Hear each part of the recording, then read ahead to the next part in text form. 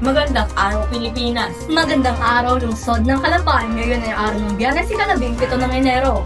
Kami ang inyong tagapagbalita. Ako si Dan Esigalrico. At ako naman si Meryl Amparo.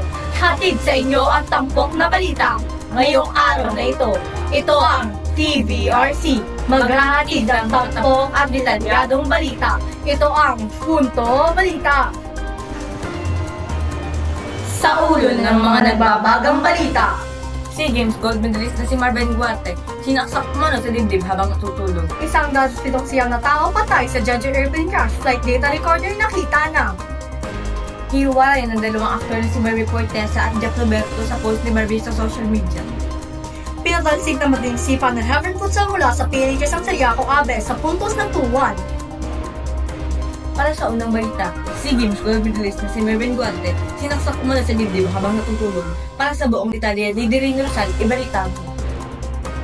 Saksok sa dibdib ang natamo ng SEA Games gold medalist si Marvin Guarte. Nangyari ang karumal-dumal na krimen habang natutulog ang biktima. Alas 4:30 ng hapon ng taon ng Enero nang biglang saksakin habang natutulog sa may sala sa bahay ng kaibigang konsehal sa May Camril, Calapan City, Oriental, Mindoro. Ako si Lady Rosal, balik sa'yo, Dan. Maraming salamat sa iyo, Lady. Para sa pinulawang balita, 100 siyang na tao patay sa Judge Airplane crash. Flight data recorder nakita na. Para sa buong detalye, Gio, dapat lang si balita mo. Nagluluksa ngayon ang South Korea kasunod ng itinuturing na pinakamalalang plane crash sa kanilang bansa.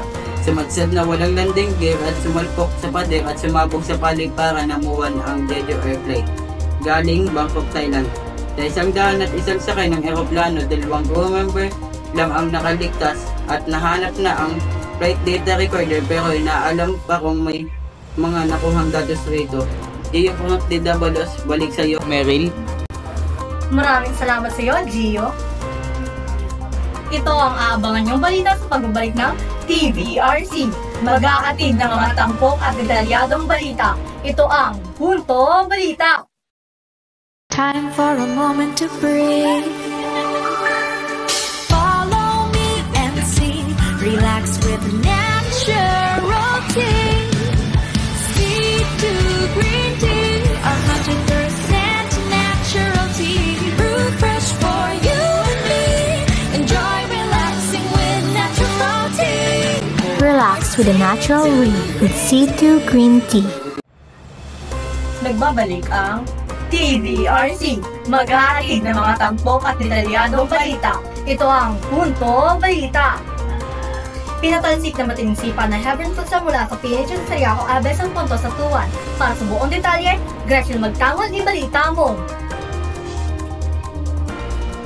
Pasok ng city meet sa unang pagsubok ang mga manlalaro ng Hebron Futsal sa ginanap na cluster meet sa paaralan ng Divine Word College of Calapan. Ayon sa manlalaro na si Hyacinth Dabalos, na ipasok niya ang bola sa tulong ng kanyang mga kasama at tiwala sa sarili. Sa unang laban, naging patas ang puntos ng dalawang panig, naging kumbensado ang mga manlalaro na makapasok ng may Maropa, kaya mas lalo pa nila pag-itingin ang pagsasanay sa susunod na laban. Ako si Gretchen Magtangol, kasangga ng bayan. Balik sa iyo, Meryl Amparo.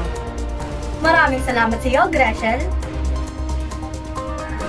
Hiwalay ng dalawang aktor na si Barbie Fortesa at Jack Roberto sa post ni Barbie sa social media. Para sa buong detalye, Taya Villamar, ichika mo.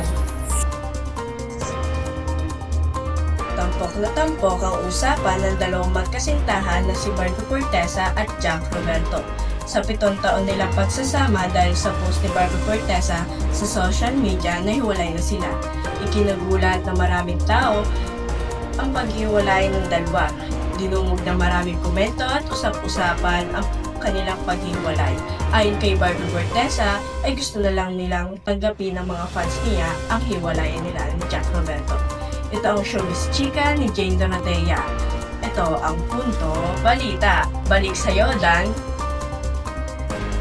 Maraming salamat sa iyo, Taya.